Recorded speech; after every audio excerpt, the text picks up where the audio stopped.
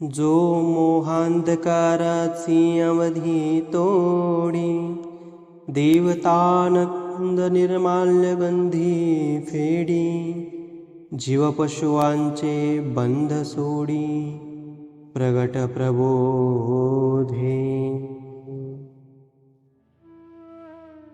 सह्याद्री वर्णन या ग्रंथातील दुसऱ्या क्रमांकाच्या या पवित्र ओवीप्रमाणे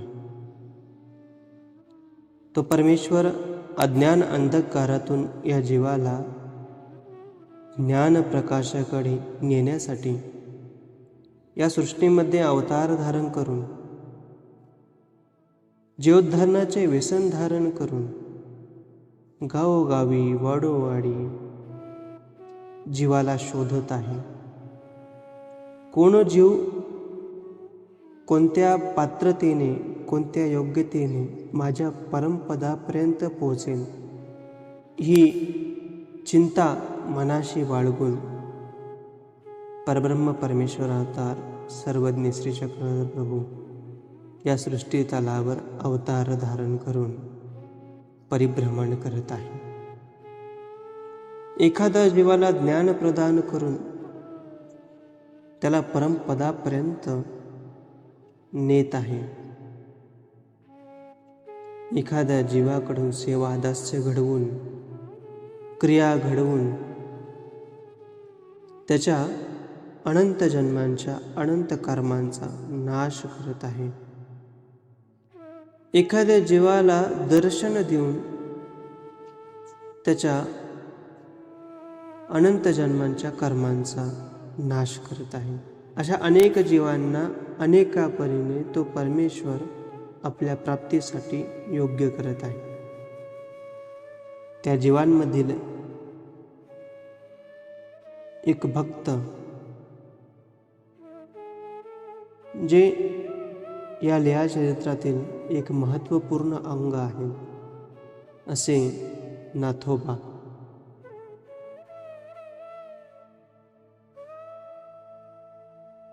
स्वामींचे वास्तव्य प्रतिष्ठान म्हणजे पैठण या ठिकाणी आहे.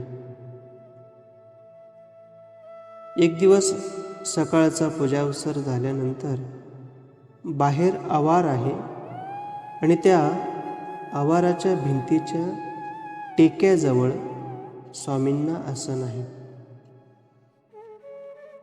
समोर नाथोबा बसलेले आहे आणि पवळीकडून एक सर्प म्हणजे साप फुसकारत आलेला आहे आणि हा आवाज एवढा मोठा होता की जणू एखादा वसो म्हणजे देवतेला संकल्पलेला जो नंदी असतो, तो जसा आवाज करतो ना, त्याप्रमाणे त्या सापाचे फुसकारे मोठ्या आवाजामध्ये होते. आणि मग स्वामी नाथोबांना म्हणतात, मंडळिका, हे काही का बोबात आहे, म्हणजे हे काय फुसकारत आहे? नाथोबा म्हणतात, हा पिंपळेश्वराचा वसो फुसकारत असावा. तो शीत खाऊन येतो, येथे बसतो आणि तोच फुसकारत असणार आहे. स्वामी म्हणतात, जा पहा बरं. आणि मग नाथोबा त्या ठिकाणी गेले. तेव्हा त्यांना मोठा सर्प दिसला आणि नाथोबा घाबरतात, टाळी वाजवत येतात आणि स्वामींना म्हणतात, हे काय जी, एवढा मोठा सर्प कसा जी? एवढा मोठा साप तर आम्ही कधीच बघितला नव्हता. स्वामी म्हणतात, जा धरा पाहू. आणि मग कोणताही विचार न करता नाथोबा होकाजी म्हणून निघाले आणि सर्प धरण्यासाठी पुढे सरसावले. तसे स्वामी नाथोबांना म्हणतात, झाले नाही का मंडळिका? बस पुरे झाले. तुमचा हा जन्म येथे कारणी लागला.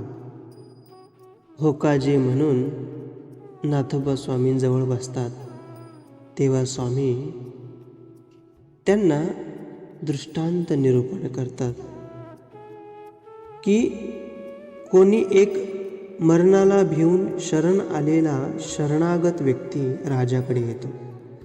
राजा त्याचे संरक्षण करतो, त्याला अभय देतो, परंतु त्याला आपले राज्य देत नाही. राज्य मात्र आपल्या पुत्रालाच देतो. तसेच सर्वज्ञ श्री चक्रधर प्रभू नाथोबांना राज्याभिषेकाचा देखील दृष्टांत निरूपण करतात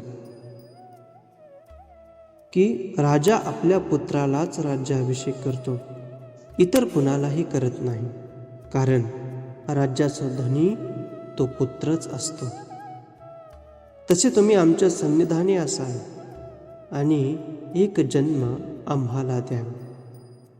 असे बरेचसे निरूपण झाल्यानंतर स्वामी आतमध्ये निघून जातात. या लीळेची पवित्र भावना व्यक्त करत असताना नाथोबांच्या परमभाग्याचा हेवा मनाला वाटतो की त्या नाथोबांना परमेश्वराच्या प्रत्यक्ष सन्निधानाचा स्पर्श झाला. आणि एवढेच नव्हे तर परमेश्वराच्या सन्निधानाच्या त्या कूपकाठीमध्ये त्या परमेश्वराला नाथोबांनी एवढे प्रसन्न केले की त्या परमेश्वराने त्यांचा अवयववत स्वीकार केला. एखाद्या व्यक्तीला आपले अवयव जेवढे प्रिय असतात तेवढे प्रिय नाथोबा स्वामींना होते.